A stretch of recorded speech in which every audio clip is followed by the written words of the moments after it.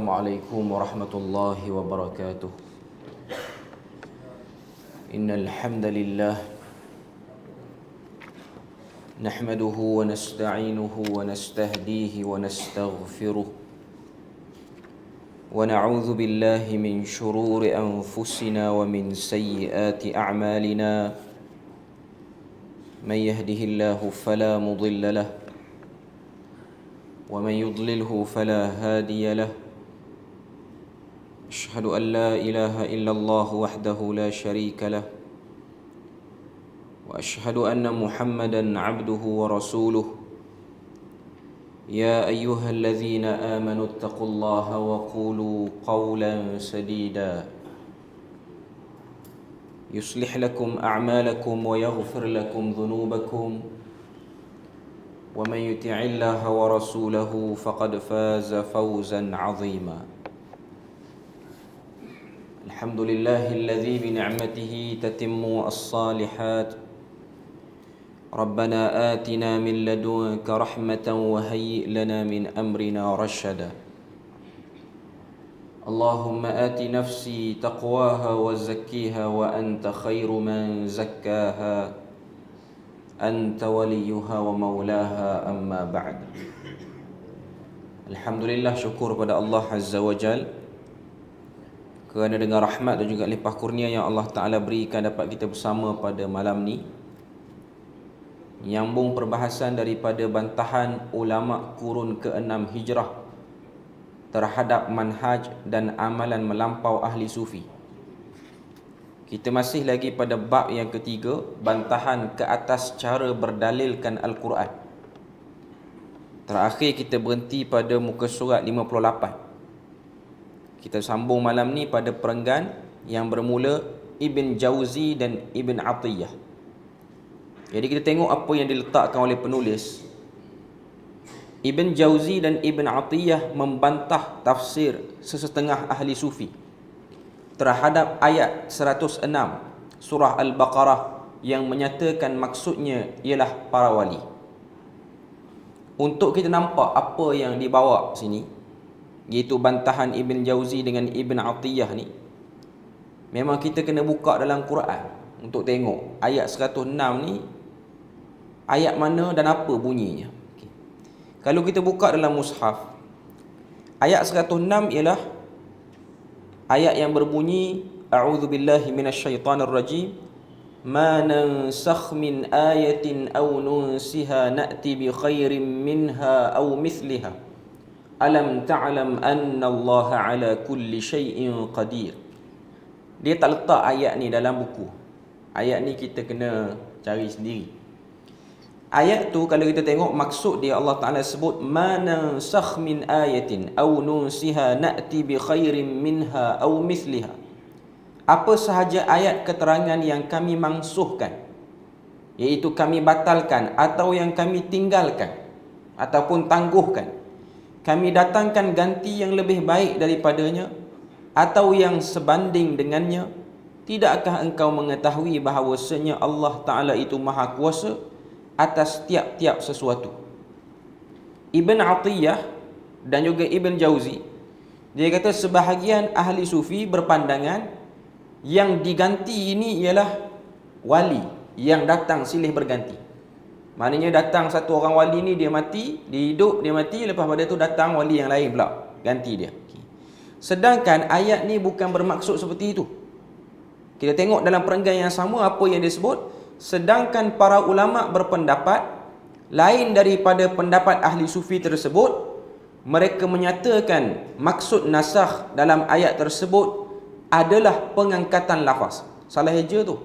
Tak tahulah buku tuan-tuan. Buku saya alah pengangkatan lafaz. Adalah pengangkatan lafaz. Okay. Hukum atau penggantian dengan ayat lain atau pengangkatan hukum, tetapi dikekalkan lafaz. Maksud ma nansakh min ayatin, apa sahaja ayat yang kami mansuhkan, kami batalkan, ini ialah berkenaan dengan ayat Al-Quran itu sendiri ataupun hukum daripada mana-mana ayat Al-Quran yang diangkat oleh Allah Ta'ala. Maknanya hukum tu tak valid. Dia boleh jadi ayat dan hukum naik dua-dua. mansuh dua-dua. Boleh jadi ayatnya kekal, hukumnya mansuh. Dan juga boleh jadi ayatnya saja mansuh, hukumnya kekal. Tapi tak ada kena-mengena pun dengan mansuh ini bermaksud silih bergantinya ataupun datang dan perginya para wali.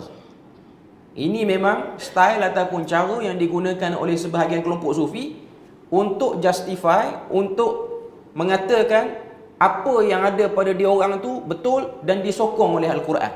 Ini cara istidlal dia orang daripada Al-Quran. Ibn Jauzi juga membantah dan menolak tafsiran yang dibuat oleh Syekh Abdul Rahman As-Silmi terhadap ayat yang ke-85 daripada surah Al-Baqarah. Ayat yang ke-85 daripada surah Al-Baqarah ialah ayat yang agak panjang. Kalau kita buka mushaf, dia muka surat 13. Ayat yang berbunyi, "Thumma antum haula'i taqtuluna anfusakum wa tukhrijuna fariqan minkum min diyarihim tadhaharuna 'alaihim bil itsmi wal 'udwan wa in ya'tukum usara tufaduhum wa huwa muharramun 'alaikum ikhrajuhum." Sampailah habis ayat tu. Ayat tu duduk tengah. Muka surat tu dia duduk pertengahan lah. Ayat yang ke-85 surah Baqarah ialah ayat yang menceritakan tentang ciri-ciri, kriteria ahli kitab, orang Yahudi.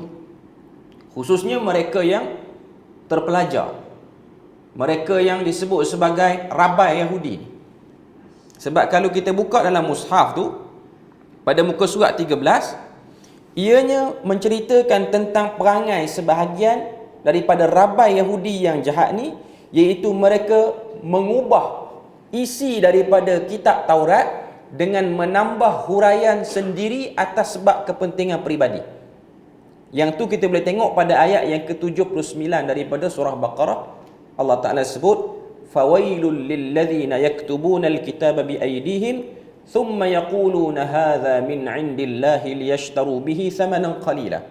Fawailul lahum mimma katabat aydihim wa wailul lahum mimma yaksibun." Celakalah bagi orang yang telah menulis kitab dengan tangan mereka.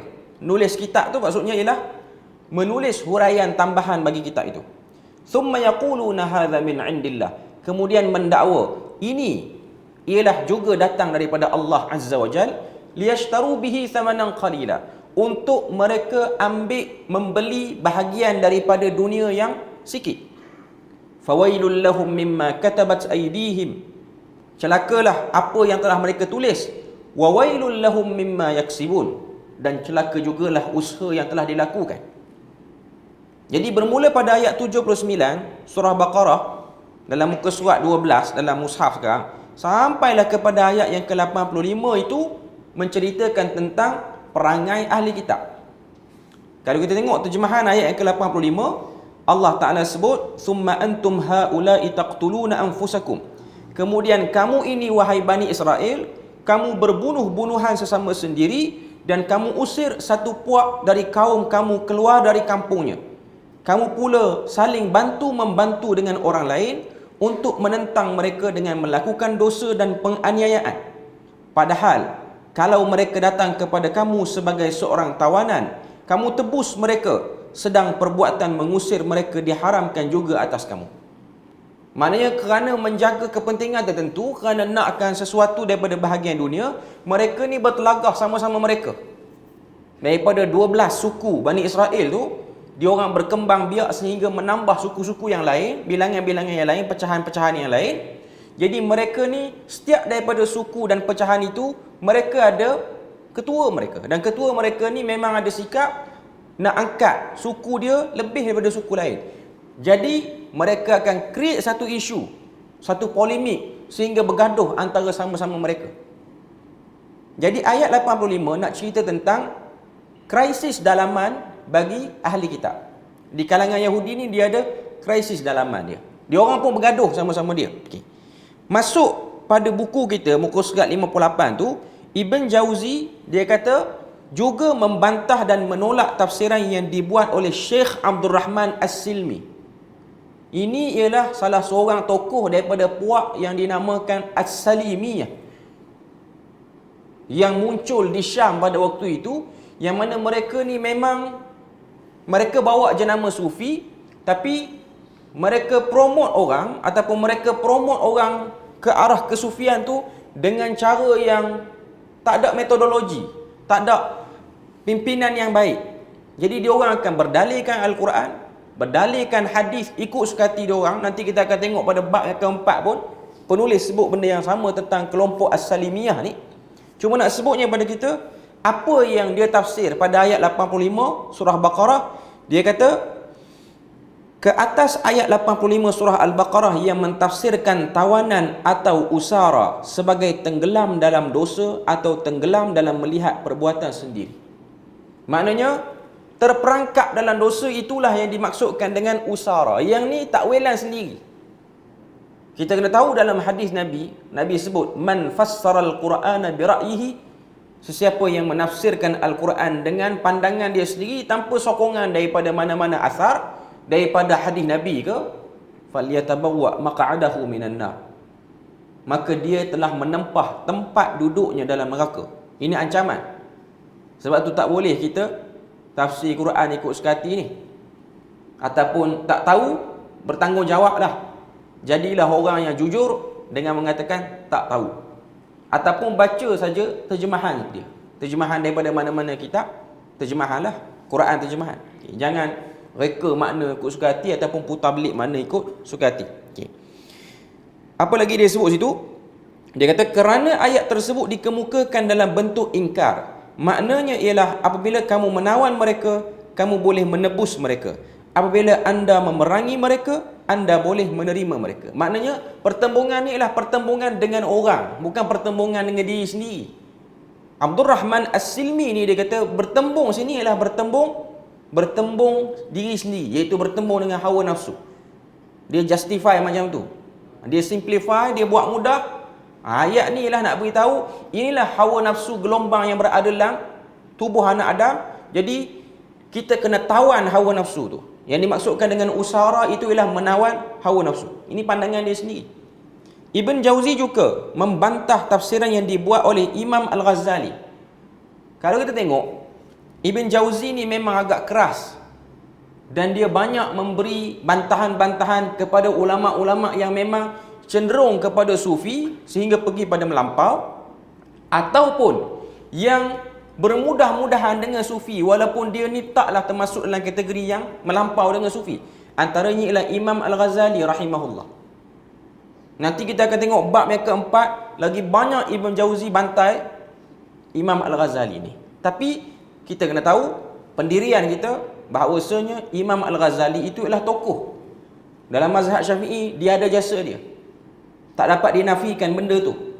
Cuma waktu dia masuk dalam alam tasawuf ni, waktu dia duduk dalam fasa tempoh itu, dia terkena juga tempias daripada kelompok-kelompok sufi yang memang tabiat sebahagian sufi ni tak cermat dalam bab istidlal Al-Quran dan hadis. Itu benda yang tak dapat dinafikan. Sebab tu kalau diorang quote hadis, kadang-kadang hadis yang dibawa tu hadis palsu ataupun hadis mungkar, ataupun boleh jadi hadis yang dhaif, terlalu dhaif. Nak sebutnya pada kita, dia orang tak cermat sangat dalam bab ni.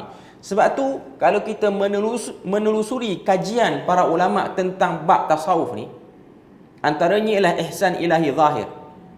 Dia ada tulis satu buku Dirasat fit Tasawuf, kajian tentang tasawuf ni. Dia sebut sebagai conclusion akhir buku dia, dia kata semua buku-buku sufi ni, tak kiralah sufi yang cloud, yang tak tahu apa, yang bercampur dengan batiniah, ataupun sufi yang memang berlandaskan pada Al-Quran dan Sunnah, mereka tak akan terlepas dengan suka berpegang dengan hadis dhaif ataupun terlalu dhaif. Cuma yang cloud tu boleh pergi sampai ke hadis palsu pun. Sebab tu mana-mana saja buku penyucian jiwa pada kurun ke-4, ke-5, ke-6 membawa sampailah kurun ke-9, iaitu pada zaman Imam As-Suyuti, kebanyakan buku-buku yang genre dia ni lah berkaitan dengan tasawuf, mesti akan terselit padanya hadis palsu ataupun dhaif ataupun terlalu dhaif. Tak terlepas. Contoh kitab Ihya Ulumuddin oleh Imam Al-Ghazali. Datang lepas pada tu satu orang tokoh, dia ringkaskan Ihya Ulumuddin dengan nama Minhajul Qasidin.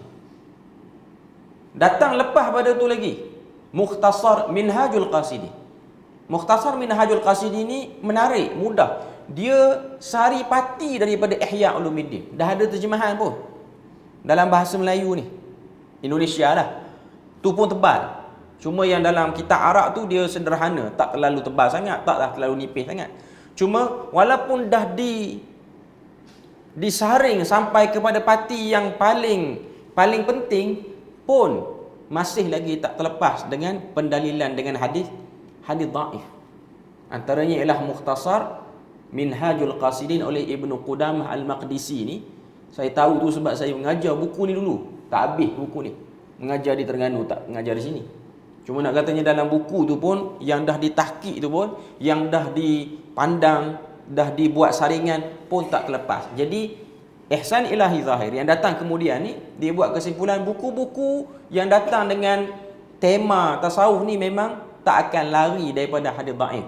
Tapi dia tidaklah mengurangkan nilai, dan taklah juga saya sebut benda ni untuk saya beritahu pada semua orang jangan baca buku itu. Ini benda yang kena faham kau. Buku tu masih lagi ada nilai kebaikan dia. Bahkan banyak kebaikan dia berbanding buku-buku yang mutaakhir ni. Sebab dia orang tu juga ialah para ulama yang ada ketengunan dan juga para ulama yang ada mujahadah dalam kehidupan dia. Dia orang ada buat ibadah individu dia, memberi kesan sehingga kita kenal buku dia dan tulisan dia. Tapi kena ada sikit ilmu untuk kenal yang ni betul, yang ni tak betul. Bantahan Ibn Jauzi kepada Imam Al-Ghazali bukanlah nak menjatuhkan Imam Al-Ghazali itu sendiri, tapi ingin memberi nilai tambah kepada nilai penulisan dia ataupun apa-apa sajalah buku-buku yang dia tulis. Kemudian dia sebut, dia kata Ibn Jauzi juga membantah tafsiran yang dibuat oleh Imam Al-Ghazali terhadap ayat 35 surah Ibrahim di atas. Saya pun tak tahu di atas mana. Atas tu tak ada pun surah Ibrahim. Ni mungkin terlepas pandang pada penulis tu, tuan-tuan kena bagi tahu sebab penulis ni pengurusi sini. Ayat 35 kita buka surah Ibrahim. Okey, ayat yang ke-35 ialah ayat yang muka surat yang ke-260 dalam Al-Quran, iaitu ayat yang berbunyi wa idz qala Ibrahim rabbi ij'al hadzal balada aminan wajnubni wa baniya an na'budal asnam. Dia kata terhadap ayat 35 surah Ibrahim di atas. Mungkin transkrip asal buku ni dia ada ayat tu. Waktu dicetak mungkin ayat ni hilang, ataupun kesilapan cetak, mungkinlah. Saya duk agak macam tu lah kot. Sebab benda-benda macam ni bila mana kita datangkan contoh penyelewengan tafsir, kita memang kena datangkan nas ayat tu. Sebab nas ayat yang disebut ni memang tak ada dalam buku ni. 106 surah Baqarah tak ada, 85 surah Baqarah pun tak ada, 35 surah Ibrahim pun tak ada. Jadi orang yang membaca, dia terpaksa buka Quran untuk cek balik. Okay. Ayat 35 surah Ibrahim, Allah Ta'ala sebut wa idz qala Ibrahim rabbi ij'al hadzal balada amina. Dan ingatlah ketika mana Ibrahim berkata, wahai Tuhan, jadikanlah negeri ini aman, iaitu negeri Mekah ni. Wajnubni wa baniya an na'budal asnam. Dan hindarilah, bentengilah diriku dan juga anak cucuku daripada menyembah berhala. Okay. Ibn Jauzi dia kritik Imam Al-Ghazali ketika mana mentafsirkan ayat 35 surah Ibrahim. Imam Al-Ghazali dia tafsir apa? Kita baca apa yang dia sebut. Dengan menjelaskan tafsiran yang dibuat oleh Imam Al-Ghazali itu tidak pernah dikemukakan oleh mana-mana ulama mufassirin. Allah Azza wa Jalla berfirman pada ayat yang ke-89 surah Al-A'raf. Okey, beza. Bila mana dia nak bawa justify Ibn Jauzi tu, dia ada pula ayat. Tapi nak bawa kes asal tu, tak ada ayat dia. Ayat Quran tu tak ada. Jadi saya rasa ni mungkin kesilapan cetak. Wa ma yakunu lana an na'uda fiha illa an yasha Allahu rabbuna. Dan tidaklah harus kami berpindah kepadanya sama sekali kecuali jika Allah Tuhan kami menghendakinya. Wasi'a rabbuna kulla syai'in ilma. Pengetahuan Tuhan kami meliputi akan tiap-tiap sesuatu. 'Alallahi tawakkalna. Kepada Allah jualah kami bertawakal. Rabbana iftah bainana wa baina qaumina bil haqq wa anta khairul fatihin. Wahai Tuhan kami, hukumkanlah antara kami dengan kaum kami dengan kebenaran, iaitu keadilan, kerana engkau jualah sebaik-baik hakim. Ayat ni 89 Al-A'raf, Ibn Jauzi datangkan untuk bantah tafsiran Imam Al-Ghazali.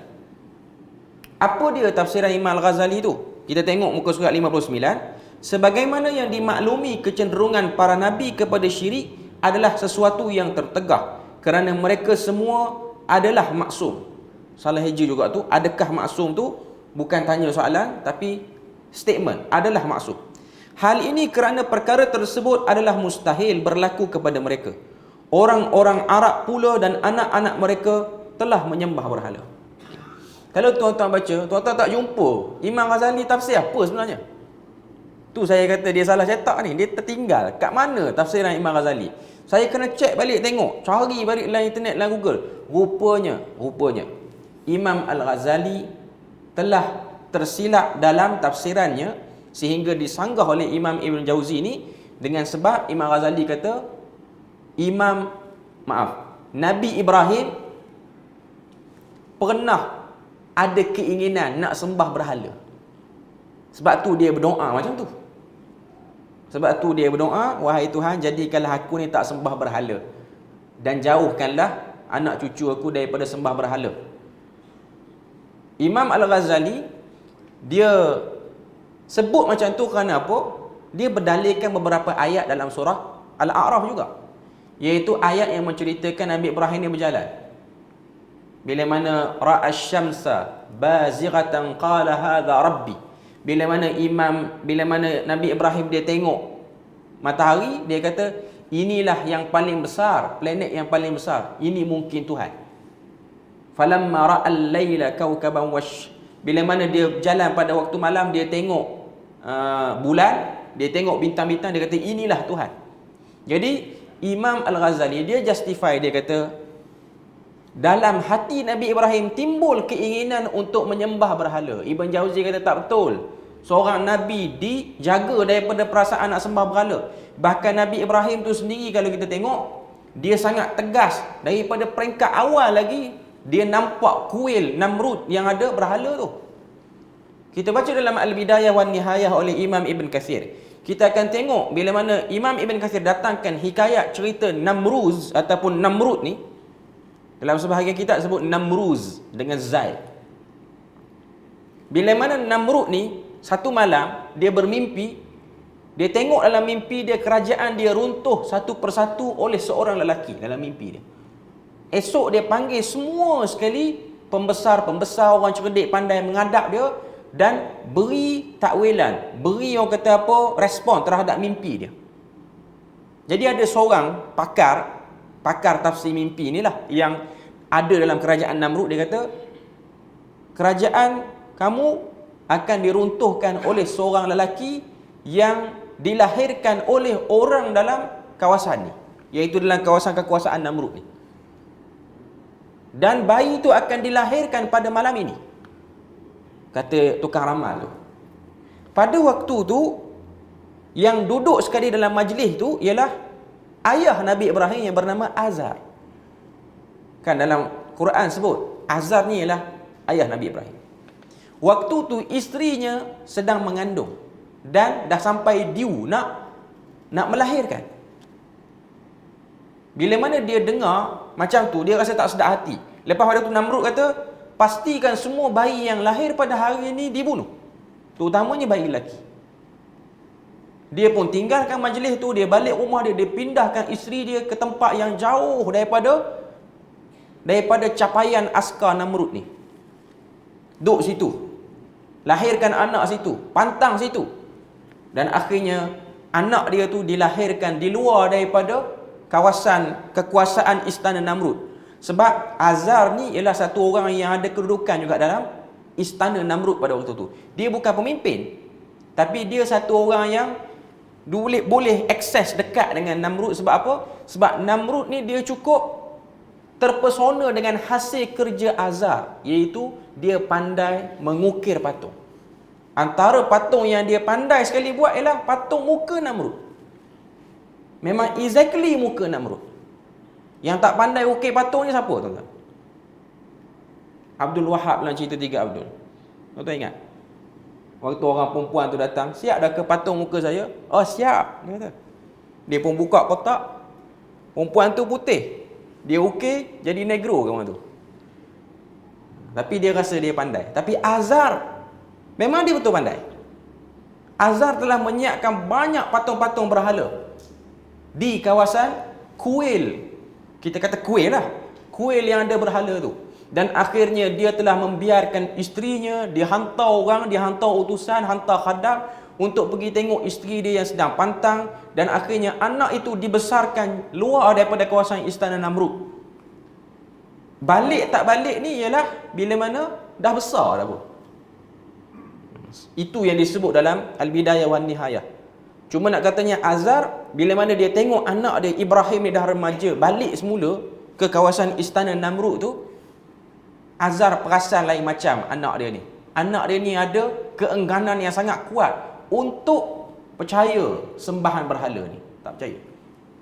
Sebab kalau kita tengok dalam Al-Bidayah wan Nihayah tu, Imam Ibn Kathir gambarkan Namrud ni ialah satu orang raja yang lain macam. Pertama, dia memiliki postur tubuh badan yang lain macam. Maknanya lelaki yang gagah, yang kuat. Orang yang muka elok apa semua, muka segak. Dan dia ada berkumpul pada dia. Dia kaya, dia pun handsome, dia pun macam-macam. Tiap-tiap hari, isteri dan anak-anaknya dan khadamnya dan segala apa yang ada dalam istananya akan sujud pada dia seperti mana sujudnya kita salat ni. Tiap-tiap hari. Dan memang dia lahapkan benda tu. Dia nak benda tu. Benda tu tidak ada dalam hati Nabi Ibrahim. Jadi sebab itulah Ibn Jauzi kata, bila mana Imam Al-Ghazali kata, terlintas dalam hati Nabi Ibrahim untuk menyembah berhala, tidak ada. Tafsiran itu, tafsiran yang silap. Doa Nabi Ibrahim pada ayat 35 ni bukanlah doa kerana lintasan tu datang, tapi doa itu ialah pengharapan, kebimbangan dan kerunsingan pada benda akan datang, bukan benda lepas. Dia takut anak dia, cucu dia, zuriat dia lepas pada ni tak ada ikatan tauhid yang kuat, akidah yang kuat, akhirnya dia sembah berhala. Sebab tu dia doa awal-awal siap-siap. Tak ada kena-mengena pun dengan dia ada keinginan nak sembah berhala tu. Okay. Kemudian muka surat 59. Ibn Jauzi dan Ibnul Arabi menolak tanggapan sesetengah ahli sufi terhadap ayat 33 surah Sad. Yang ni pun tak bagi nas ayat tu. Okay. Surah Sad kalau kita tengok, dia surah yang ke-38, ayat yang ke-33. Okay. Ayat yang ke-33 surah Sad dalam mushaf dia pada muka surat 455, iaitu ayat yang berbunyi rudduha alayya fatafiqa masham bis-suqi wal a'naq. Okay. Ayat ni ialah ayat yang cerita tentang Nabi Sulaiman. Kalau nak faham ayat ni, dia tak boleh baca ayat 33, dia kena naik pada ayat yang ke-30 lagi. Wa wahabna li Dawud Sulaiman ni'mal 'abdu innahu awwab. إذ عرض عليه بالعشي الصافنات الجياد فقال إني أحببت حب الخير عن ذكر ربي حتى توارت بالحجاب ردوها علي فطفق مسحا بالسوق والأعناق. 30 sampai 33 baru kita akan nampak cerita dia apa. Cerita dia ialah Nabi Sulaiman, Nabi Daud. Allah Ta'ala beri pada dia Nabi Sulaiman, anak dia. Ni'mal abdu, Tuhan kata, sebaik-baik hamba, innahu awwab, dan dia pula suka buat ibadah. Bila mana dipamerkan di hadapan dia, kalau tengok iz'urida tu, apa maksud dia? Iz'urida alaihi bil ashiyyi as-safinatil jiyad. Ingatkanlah peristiwa ketika Nabi Sulaiman ditunjukkan kepadanya sesuatu pada satu petang, iaitu satu kumpulan kuda yang terbaik dalam keadaan berdiri, tangkas semasa berlari. Faqala inni ahbabtu, Kerana lekanya pertunjukan kuda yang hebat itu di hadapan mata Nabi Sulaiman, maka Nabi Sulaiman pun kata, sesungguhnya aku telah mengutamakan untuk tengok kuda berbanding beribadah kepada Tuhanku sehingga matahari melindungiku daripada tirai malam. Maknanya sehingga matahari terbenam, dia tak buat ibadah apa-apa gitu, syok tengok kuda, pameran kuda tu. Rudduha alayya. Kemudian Nabi Sulaiman berkata kepada orang-orangnya, bawa balik kuda itu kepadaku. Maka ia pun tampil menyapu betis dan leher kuda itu seekor demi seekor. Maknanya dia bunuh kuda tu, dia musnahkan kuda tu. Okay. Apa yang dia nak sebut ni pada muka surat 59 ni? Okay. Ibn Jauzi dan Ibn Arabi menolak tanggapan sesetengah ahli sufi terhadap ayat 33 surah Sad yang disebutkan di atas dan menggunakan ayat tersebut bagi membuktikan boleh mensia-siakan harta, malah boleh memotong pakaian dan membakarnya jika ia menghalang daripada Allah. Kalau harta kita melalaikan kita daripada Allah Azza wa Jal, cara untuk bagi stop harta tu lalaikan kita, musnahkan harta tu. Dalam erti kata lain, sia-siakan harta tu. Okay. Ibn Jauzi menganggap sikap tersebut sebagai jahil tentang syarak dan tidak menggunakan akal. Kita lalai dengan harta, kita jangan musnahkan harta, sebab musnahkan harta termasuk dalam kesalahan juga. Tapi kitalah yang tune diri kita supaya tak terleka dengan harta tu. Hal ini kerana Allah memerintahkan menjaga harta benda dan harta tersebut tidak boleh diserahkan melainkan kepada orang yang sudah matang. Malah Islam menjadikan harta itu sebagai penegak urusan kehidupan manusia. Dia mudah aja tuan-tuan. Kalau kita tengok dalam Mukhtasar Minhajul Qasidin oleh Ibnu Qudamah Al-Maqdisi, dia ada sebut tentang bab terlekanya hati dengan harta. Terlekanya hati kita ni dengan harta. Macam mana kita nak buat bila mana harta kita ni telah menyebabkan kita leka? Antara cadangan-cadangan yang diberi dalam buku Mukhtasar Minhajul Qasidin itu, meletakkan harta itu kembali kepada orang yang tidak berkemampuan. Jangan musnahkan. Maknanya infakkan balik harta tu kepada orang lain, salurkan manfaatnya pada orang lain. Kita tak guna, maknanya kita tak perlu pun, kita dah cukup. Ataupun yang menarik dalam buku Mukhtasar Minhajul Qasidin, dia kata sekiranya kita berkeinginan tapi belum memiliki. Ada orang dia dah lalai dah, tak ada lagi tapi dia dah lalai dah. Dia mungkin minat dengan kenderaan tertentu, minat kereta tertentu, minat motor tertentu ke apa sajalah, apa-apa saja benda yang dia minat. Dia tak ada lagi, tak dapat beli apa lagi, tapi dia dah berangan-angan. Lalu kereta yang dia minat, kereta orang, tapi dia minat kereta tu. Dia berangan sampai setengah jam, tak sudah kerja dia hari tu. Duk berangan, berhenti tepi jalan, duk terfikir macam mana kalau aku beli ni, kalau aku beli ni aku letak itu, aku letak ini. Aku tak buat macam dia ni. Dia ni tak reti betul lah hias kereta. Dia tolong fikir untuk orang. Tak sudah kerja dia hari tu. Tak dapat lagi tapi dah lalai. Kata Ibnu Qudamah Al-Maqdisi, antara bentuk untuk menjadikan diri kita ni zuhud, nak beli apa-apa, dia kata, pastikan kita fikir manfaat akhirat yang kita boleh ambil daripada benda tu. Kalau kita ada sebab yang kuat untuk manfaat akhirat, silakan beli, dia kata. Tapi kalau tak ada sebab yang kuat untuk manfaat akhirat, jangan beli. Jadi ayat dia tu saya rasa ayat yang padat tu. Ibnu Qudamah Al-Maqdisi dia kata mana-mana orang dia nak beli apa silakan. Sebab memang kita tengok karakter para alim ulama ni berbeza-beza. Ada sebahagian orang alim, dia memang tak kisah, dia memang hidup dalam keadaan yang serba kekurangan dan dia okey. Ada sebahagian ulama yang hidup dalam keadaan mewah, yang memang makan makanan yang sedap, guna kenderaan yang bagus. Dia kata syaratnya ialah dia ada sebab, dia ada alasan. Kalau balik jumpa Tuhan, Tuhan tanya kenapa beli benda ni? Aku guna ni untuk benda ni, guna ni untuk akhirat. Okey. Kalau ada alasan tu, dipersilakan. Tapi kalau tak ada, kena fikir banyak kali supaya tak terpedaya. Ianya datang daripada syahwat yang memerangkap kita. Okey. Akal manusia yang sihat memperakui harta diciptakan Allah untuk tujuan maslahat kehidupan manusiawi. Jika ada orang yang melemparkannya ke dalam sungai, bererti dia telah merosakkan perkara yang menjadi punca kepada kemaslahatan hidupnya dan jahil tentang hukum yang berkaitan dengan harta tersebut. Perbuatan As-Sarraj memberikan keuzuran kepada hal tersebut adalah sesuatu yang buruk. As-Sarraj ni pun tokoh sufi. Dia kata kalau kita rasa harta tu melalaikan kita, musnahkan dia, rosakkan dia, sia-siakan dia. Tak boleh, Ibn Jauzi kata. Ini orang yang tak tahu hukum. Hal ini kerana jika seseorang benar-benar merasakan harta boleh menghalangnya daripada mengingati Allah, dia sepatutnya mencampakkan harta itu kepada orang fakir dan mengosongkan dirinya daripada harta tersebut. Lebih kurang macam apa yang disebut oleh Ibnu Qudamah Al-Maqdisi, penulis kepada Mukhtasar Minhajul Qasidin. Muka surat 60 dah kita.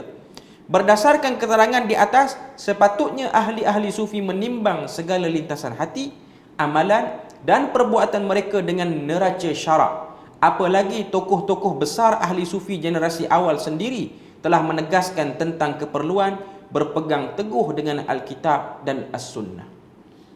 Sebab tu kita tengok antara tokoh ulama yang banyak duit, Abdullah bin Mubarak, seorang businessman. Ramai lagi lah Imam Abu Hanifah. Ni semua orang-orang yang mewah dalam hidup dia. Imam Malik bin Anas. Tapi kemewahan itu tidak melalaikan dia. Tidak menyebabkan dia ilmu dia yang dia kuasai tiba-tiba jadi tumpul. Kefahaman dia dalam agama tiba-tiba hilang kerana harta yang banyak. Bahkan lebih meningkat. Maka bagi orang ni dipersilakan untuk dia menggunakan harta dia. Tak salah satu orang tu dia tajammul. Dia menghiasi diri dia dengan kemampuan dia sendiri. Yang salah dia berlebih-lebihan sehinggalah berlakunya kelalaian pada diri. Jadi ini benda yang kita kena faham bila mana nak tengok apa yang nak disampaikan oleh syarak sebenarnya dan apa yang ditafsirkan oleh sebahagian golongan sufi ni. Kemudian dia sebut Abu Sulaiman Ad-Darani misalnya pernah menyatakan, boleh jadi terdetik di dalam hatiku sesuatu daripada perkara yang biasa berlaku kepada kaum tersebut, iaitu ahli sufi. Aku tidak akan menerimanya kecuali dengan dua saksi. Abu Sulaiman Ad-Darani seorang tokoh yang hebat. Saya tak pasti dia tabi'un tabi'in ataupun dia bawah sikit. Cuma nak katanya ialah dia zaman dia tu orang-orang sufi ni dah ramai. Orang-orang yang suka berzikir, suka menjauh daripada masyarakat. Dia kata, aku memang minat dengan kata-kata dia orang, tapi aku berpendirian, aku tak terima kata-kata dia orang sehingga datangnya penyaksian pada dua, iaitu Al-Quran dan juga hadis. Nak katanya dia mengataskan Quran dan hadis juga sebelum terima mudah-mudah daripada mana-mana sufi teori-teori yang dirasakan hebat, kata-kata hikmah yang dirasakan ada nilai lah. Okay. Al-Junaid ni ialah Junaid Al-Baghdadi. Mazhab kita terikat dengan Alkitab dan As-Sunnah. Jelas. Beliau juga menyatakan ilmu kita diambil daripada Alkitab dan juga As-Sunnah. Okay, lebih kurang lah tu. Sesetengah ahli sufi terpengaruh dengan golongan Syiah dan takwilan yang mereka lakukan terhadap ayat Al-Quran. Golongan Syiah menjadikan setiap ayat Al-Quran ada zahir dan batin. Sebab tu saya sebut, memang sebahagian sufi ni dia ambil celupan daripada Syiah. Terutamanya Syiah Ismailiyah. Sebab antara pecahan-pecahan dalam Syiah ni, ada Syiah-Syiah yang kita nampak daripada amalan dia tu nampak dah agresif. Macam Isna Asyariyah ataupun Rafidah, sama dah tu, kelompok yang sama. Kita tengok bila mana dia orang beribadat, bila mana dia orang buat perhimpunan, kita nampak dia punya perhimpunan tu ada unsur-unsur yang nampak ganah. Dari segi doanya, dari segi ucapannya, dari segi khutbah yang disampaikan. Tapi ada satu kelompok lah Syiah ni, dia panggil Syiah Ismailiyah, yang ni tak maki sahabat. Tak maki sahabat. Bukan menjadi amalan dia orang dalam doa, dalam salat dia orang, dia maki sahabat terang-terang. Tak. Tuan-tuan tengok penganut kepada Syiah Ismailiyah yang banyak di India dan Pakistan ni, pakai serba putih ni ialah rutin harian dia orang. Sebab tu tuan-tuan tengok, saya pernah tengok dengan mata kepala sendiri waktu saya berada di Yaman tahun 2010 ataupun 2009. Sebab di Yaman ni ada beberapa tempat yang dianggap suci oleh penganut Ismailiyah ni. Ismailiyah ni dia orang ramai di India dan Pakistan, tapi dia punya tempat-tempat suci tu banyak Dia orang sangka tempat tu suci lah. Banyak di Yaman. Di kawasan sekitar Hudaidah dan sekitarnya lah. Kawasan-kawasan yang ada kubur Imam Hadi, kubur sebahagian daripada tokoh-tokoh Ismailiyah. Bila mana dia orang datang, dia orang ni India lah, orang India, orang Pakistan yang datang. Dia orang pakai serba putih. Tuan-tuan tak rasa dia orang ni kelompok yang sesat. Piyah putih, baju semua putih, semua bersih. Tak nampak pun dia orang. Sebab Syiah, sebahagian Syiah dia orang melazimi pakai hitam. Yang ni tak, pakai semua putih. Tuan-tuan tengok sejuk hati, kira nak belanja makan roti canai dia. Lepas mayang ni. Tengok dia. Punya sejuk hati, muka bersih, muka pula handsome semua. Sebab dia orang bukan kategori India yang kulit hitam. India macam orang kata apa? Orang yang putih lah. Tapi dia orang Ismailiyah. Kita bila lalu azan tu nanti saya bagi kesimpulan sikit. Okey, kita sambung sikit lagi kesimpulan akhir. Bila mana penulis kata kebanyakan golongan Sufi ni dia terpengaruh dengan golongan Syiah. Saya dah sebut tadi golongan Syiah itu ialah Syiah Ismailiyah. Ini antara kelompok Syiah yang ramai. Dan saya rasa di Malaysia ni pun ada komuniti dia. Walaupun dia taklah menonjol sangat, tapi komuniti tu ada. Walaupun orang kata apa, sikit. Dan saya dapat maklumat lah. Antara orang kata apa, dia punya komuniti dia yang agak aktif ialah yang berada di negara jiran kita, di Satun. Dia orang ada komuniti Syiah Ismailiyah. Dia orang bukan jenis yang pakai hitam semua, bukan. Dia orang bukan jenis belakang ni ya Husin, ya Abul Abbas, tak ada. Yang kita masuk macam Hauzah, dia tak. Dia masjid macam kita ke? Sama saja. Cuma dia sangat kuat dengan konsep batiniyah terhadap Al-Quran. Dia taklah macam batiniyah yang apa nama tu, yang mengarut sangat tu. Mengarut juga, tapi tuan-tuan tengok dia, tuan-tuan tak akan rasa dia sesat lagi untuk orang yang tengok sekilas pandang. Tak sesat lagi. Sehinggalah dengar dia tafsir Quran, baru kita tahu dia tafsir Quran, dia langgar semua dasar-dasar Quran. Dia akan bawa macam-macam. Dan dia orang sangat suka berdoa di kawasan perkuburan. Ini tak dapat dinafikan. Tak dapat dinafikan. Sebab memang di Yaman ni, contohnya kubur Imam Hadi. Imam Hadi ni tokoh Syiah Ismailiyah. Dia duduk dalam masjid, kubur dia. Macam masjid kita ni, dekat depan mihrab semua tu ada kubur. Di situ akan orang tawaf di kubur tu. Masjid tu ialah kepunyaan Sunni di Yaman. Orang-orang sunnah salat situ. Bahkan ada pengajian Sahih Bukhari pun dalam masjid. Tapi dengan sebab masjid tu preserve bawah Kementerian Pelancongan, jadi dia jadi mana-mana orang boleh masuk. Dan kalau kita tengok dia orang salat, dia orang akan berebut salat untuk sujud betul-betul dahi ni kena marmar kubur Imam Hadi di masjid di Hudaidah. Masjid tu di duduk atas bukit sikit.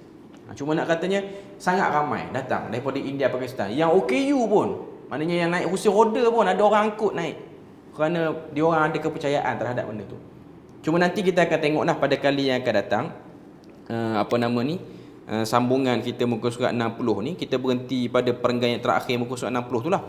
Kita akan tengok lagi apa yang ingin disampaikan oleh penulis tentang printed, apa yang ada dalam Syiah dengan apa yang ada dalam manhaj melampau golongan Sufi ini. Okay. Jadi kita berpada situ je untuk malam ni. Moga Allah Ta'ala beri rahmat dan berkat. Subhanakallahumma wa bihamdik, asyhadu an la ilaha illa anta wa astaghfiruka wa atubu ilaik. Wassalamualaikum warahmatullahi wabarakatuh.